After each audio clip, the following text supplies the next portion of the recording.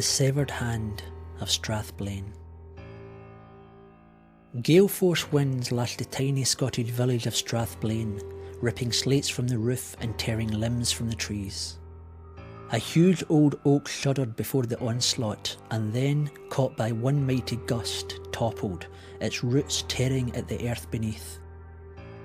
Villagers who rushed to the spot to see if anyone was hurt stopped in horror.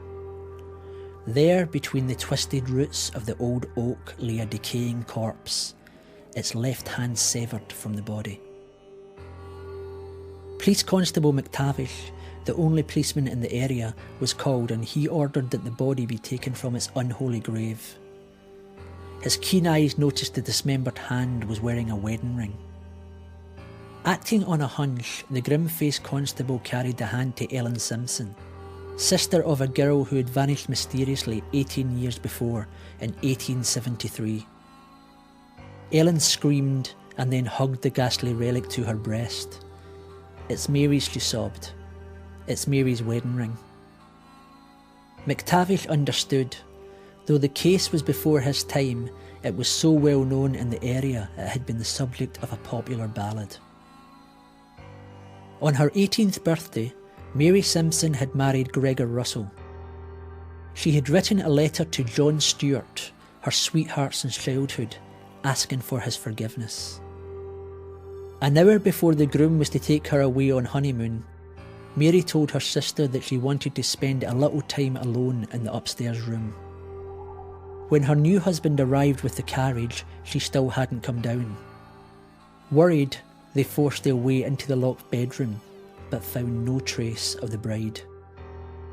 One window opened onto a balcony where a flight of steps led to an enclosed garden, but the garden too was empty. The alarm was raised and the locals searched all over, but Mary was never found. The abandoned bridegroom died 6 months later. The villagers blamed a broken heart. John Stewart left soon after, saying there were too many bad memories for him.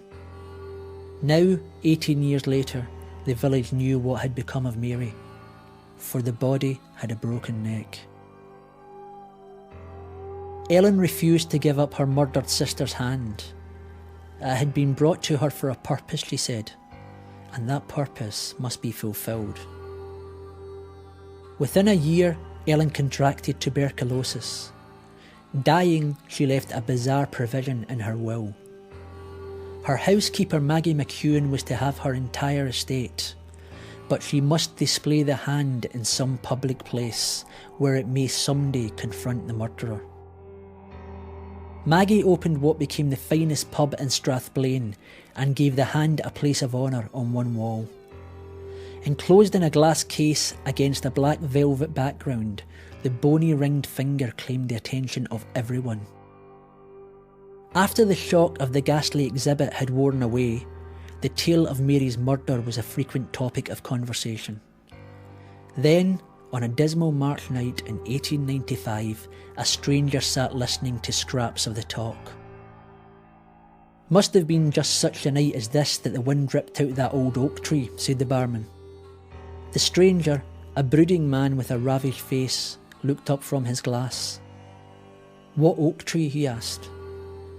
"Have a look at the case in the wall and then we'll tell you the story," the barman told him.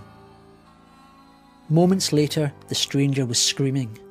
He sagged against the wall, blood dripping from his fingers. He wiped them on his shirt, but more blood appeared. An older man at the bar recognised him. It was Mary's former sweetheart, John Stewart. When Constable McTavish arrived, the bleeding man, terrified, confessed to the murder of Mary Simpson. In a frenzy of jealousy, he had found the bride alone in her room. Muffling her cries, he carried her from the house. Stewart insisted that he had not meant to kill her, but when they reached the big oak tree, she was struggling so hard he had broken her neck. Racked with grief, the sight of her wedding ring had driven him temporarily out of his mind. He tried to pull the ring off, but it wouldn't budge, so, taking his hunting knife from his belt, he had hacked off the offending hand. Coming to his senses, he buried her, along with the hand, in a shallow grave under the oak tree and tried to put the village of Strathblane behind him forever. But he had never had a moment of peace since the crime, and inevitably he had been compelled to return. Committed to the local jail to await trial, he died of no known disease before his trial could be held. The authorities dismissed the old wives' tale that a murderer's hands sometimes drip blood when he faces the proof of his crime, but the people of the village knew what they had seen. They buried Mary Simpson's hand with the rest of her, and then ceremoniously burned the shirt smeared by John Stewart's bloody fingers, the day he came face to face with his guilt.